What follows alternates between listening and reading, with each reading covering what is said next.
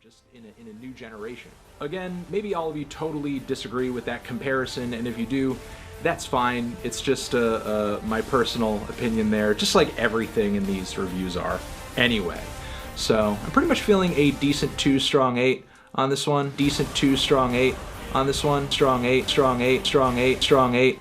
So yeah, this might look like the Fantano effect. An artist or band isn't too favorable in the musical critical landscape, the needle drop gives their new project a good review, and then everybody starts talking like they've been fans the whole time. I was planning on making this video before that review came out, and I don't know, I've seen these guys in concert, I've been listening to their music for years, I may not love all of it, but I just want to make it clear that their stuff isn't new to me. So with that out of the way, let's take a look at the evolution of 21 Pilots. The first project we're going to look at is the self-titled debut studio album from the group. It was self-released in 2009, and it features a slightly different cast of characters than what you might know of the band.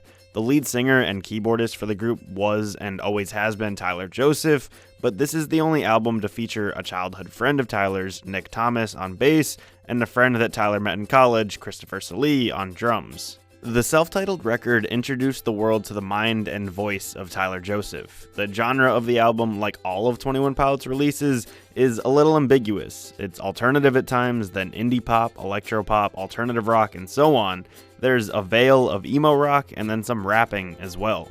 It blends so many different styles together, and that adventurous nature has remained with the group throughout the course of their discography. Personally, for me, this is not an album that I really enjoy front to back. There are songs that I love and songs that I hate. Overall, I can really appreciate Tyler's songwriting throughout the project. There are some incredibly deep, vulnerable stories that are told here that you won't find with many other bands. But my main problem with this early era of 21 Pilots is that Tyler's vocals can sound really whiny. Without a doubt, it's a stylistic choice, and maybe some people love this album even more because of it, but that's not how it is for me. It's just frustrating because I know he has an incredible voice, but a lot of times on the album, it sounds like he's doing a caricature of an early 2000s emo rock vocalist. For my favorite tracks on the album, it's a little hard to explain. First off, the song Oh Miss Believer is one that I just really enjoy through and through. Tyler's vocals are strong, he doesn't really do the emo rock voice, and it sounds like a cute little Christmas carol. Travel through snow, together we go. These next two songs require more unique explanations. The opening track, Implicit Demand for Proof, really does the emo rock voice, but in the specific context of the song, I don't even really mind it. Because the song is so incredibly dramatic anyway, the patient little piano intro, the synths, the whole emo opera vibe of the whole thing, the emo rock voice seems fitting.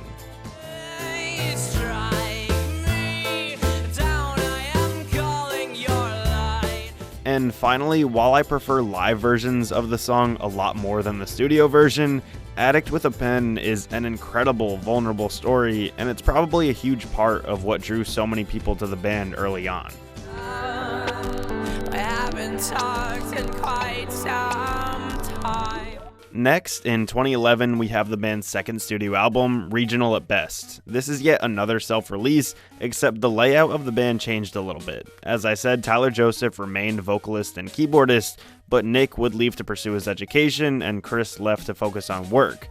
Chris invited his coworker at Guitar Center, Josh Dunn, to replace him on the drums. From this moment on, 21 Pilots would solely consist of Tyler and Josh. It's worth mentioning, though, that Nick and Chris wouldn't totally abandon the group. They would help with production for a little while, and Nick started managing the band's merchandise. As a whole, Regional at Best and the Self-Titled project are pretty similar in my mind. The weird little voice that I keep mentioning is still there, the production really isn't as good as it is on future projects, and there are only a couple of songs that I really enjoy. There are a few more notes that I have on this album, but I'll talk about those when we get to the next record. For me, Forest is far and away the best song in the project. It's catchy, the instrumental is really inviting, and there's a big booming chorus. Down in the forest, we'll sing a chorus, one that everybody knows. And then the song Kitchen Sink fits the same guidelines as Addict with a Pen for me. There's some great storytelling here, and I just have to mention the song because of how good the writing is, but I personally don't really enjoy a lot of Tyler's delivery on this track. That is until the end of the song, where there's a huge build-up and a really great release that shows off Tyler's vocals.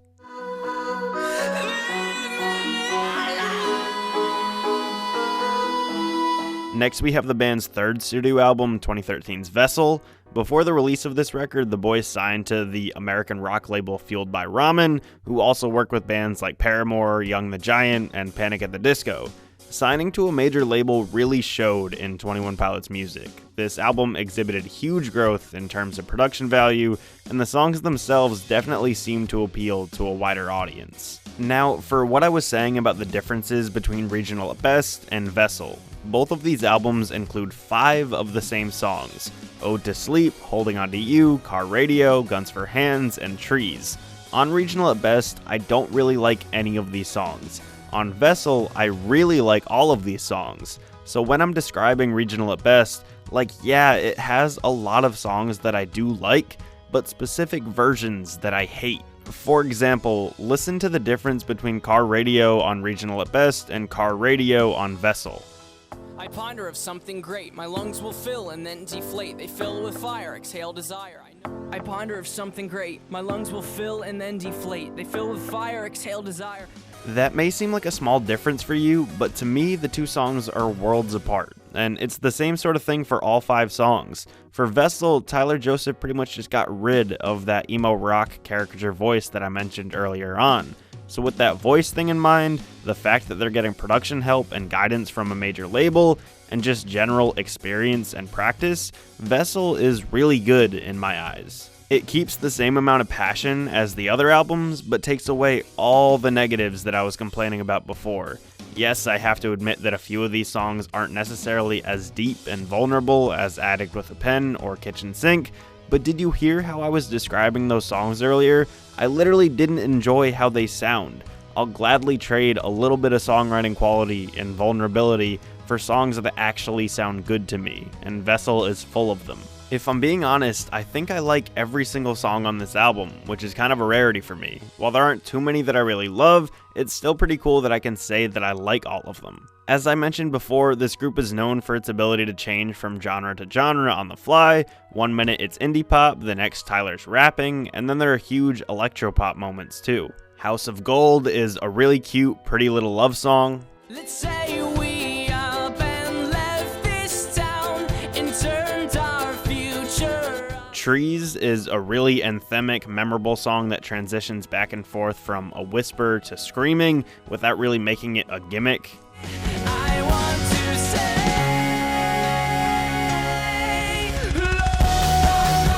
And then The Run and Go is one of the group's funnest songs ever. Really simple, and it'll get stuck in your head as soon as you hear it. I can't take them on my own. In 2015, 21 Pilots released their 4th studio album, Blurryface. This is currently the band's biggest album to date, going triple platinum and peaking at number 1 on the Billboard charts. A truly remarkable accolade from this record is that it's the first album in history to have every single track receive at least a gold certification from the RIAA. When it comes to trying out different musical styles, Blurryface is definitely where 21 Pilots, I don't really know how to put this into one short little phrase. They went off, I guess? I don't know. Basically what I'm getting at is this. On Vessel, the boys would continue their original kind of alternative rock, kind of not sound, and then sprinkle in other genres from there.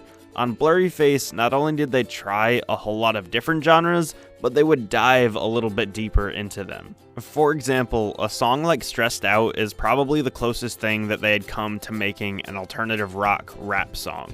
we only sell one. Maybe to my brother, cause we have the same nose, same clothes, homegrown, a stone's throw from a creek we used to roam. Then something like Goner, at least at the end of the song, was a little heavier and more intense for me than what the band had tried before. Don't let me be.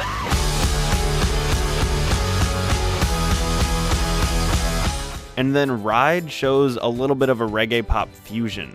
I'm on my ride, oh, I'm falling, so I'm taking my time on. The genre-bending nature of the band can often be categorized as a strength or a weakness depending on who you ask. Many people will gush about how innovative they are putting so many different sounds within the same project, and then others will say that because they're using so many different styles, they're not really specializing in any of them. Those people would probably use the phrase jack of all trades, master of none.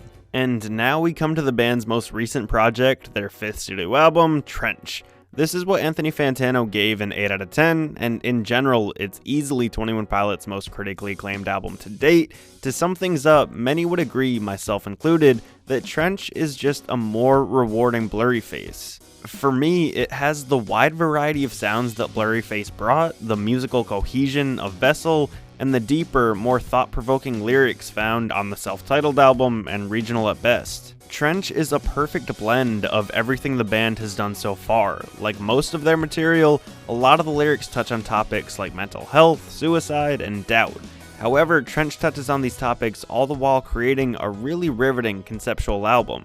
This album is incredibly mature, especially in comparison to some of the band's previous works. Personally, I don't think there's a single bad song on the album. Most of it's great, with a few songs that are a little bit more average in there too. Trench really shows the experience that Tyler and Josh have built up over time. This album is a lot more low-key and subtle. It has a really distinct feel to it all, and ultimately, I just think there's so much to love about this project. Some of my favorite tracks include Neon Gravestones, a riveting exploration of suicide and how it's portrayed in the media. Like it's a win, and right before we turn on them, we give them the highest of praise and hang the banner from a ceiling. The Hype, which makes me scream the lyrics every time I hear it. Sometimes I feel cold, even paralyzed. And Legend, a really touching song dedicated to Tyler's late grandfather. You were one of those classic ones, traveling around this sun.